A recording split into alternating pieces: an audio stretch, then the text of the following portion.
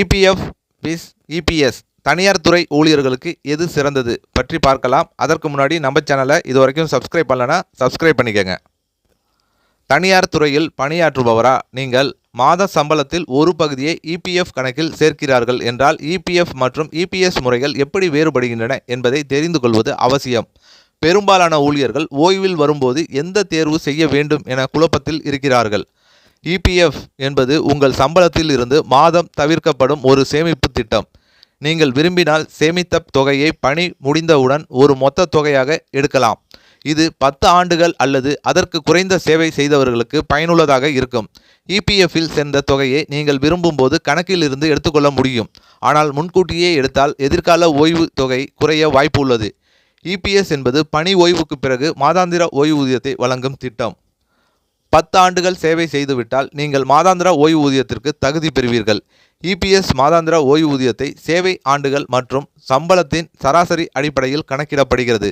மாதாந்திர ஓய்வூதியம் சராசரி சம்பளம் பெருக்கல் சேவை ஆண்டுகள் /70. மாதாந்திர ஓய்வூதியம் சராசரி சம்பளம் பெருக்கல் சேவை ஆண்டுகள். மாதாந்திர ஓய்வூதியம் 70 சராசரி சம்பளம் பெருக்கல் சேவை ஆண்டுகள். எடுத்துக்காட்டாக சராசரி சம்பளம் 15,000 மற்றும் சேவை 25 ஆண்டுகள் என்றால் மாதாந்திர ஓய்வூதியம் சுமார் 5,357 ஆகும். எப்போது பணத்தை எடுத்துக்கொள்ளலாம் அப்படின்னா இபிஎஃப் பணி முடிந்தவுடன் மொத்த தொகையை எடுத்துக்கொள்ளலாம். இபிஎஸ் 58 வயதிற்கு பிறகு மாதாந்திர ஓய்வூதியம் கிடைக்கும். முன்கூட்டியே எடுத்தால் குறைவான தொகை மட்டுமே கிடைக்கும். ஏன் இபிஎஸ் முக்கியம் அப்படின்னா இபிஎஸ் உங்கள் வாழ்நாள் நிதி பாதுகாப்பை உறுதி செய்யும். நீங்கள் ஓய்வு பெற்ற பிறகு மாதாந்திர வருமானம் கிடைக்கும் மற்றும் உங்கள் இறப்பின் பின்னர் குடும்பத்தாருக்கும் குடும்ப ஓய்வூதியம் வழங்கப்படும். சிறந்த பயனுள்ள உத்திகள் என்ன அப்படின்னா பணி மாற்றும் போது இபிஎஃப் பணத்தை முன்கூட்டியே எடுக்காமல் டிரான்ஸ்ஃபர் சர்டிஃபிகேட் பெற்றால் சேவை ஆண்டுகள் தொடரும் மற்றும் இபிஎஸ் நன்மைகள் பாதிக்கப்பட மாட்டாது. உங்கள் இபிஎஸ் நிலையை அதிகாரப்பூர்வ இபிஎஃப் போர்ட்டல் அல்லது உமாங் செயலியில் சரிபார்க்க வேண்டும். புதிய 2026 இபிஎஃப்ஓ மாற்றங்களுடன் சம்பள உச்சவரம்பு 15,000 21,000 அல்லது 25,000 வரை உயர்வு மற்றும் குறைந்தபட்ச மாதாந்திர ஓய்வூதியம் ரூபாய் 1,000க்கு மேல் உயர்வு பரிசீலனை செய்யப்படுகிறது.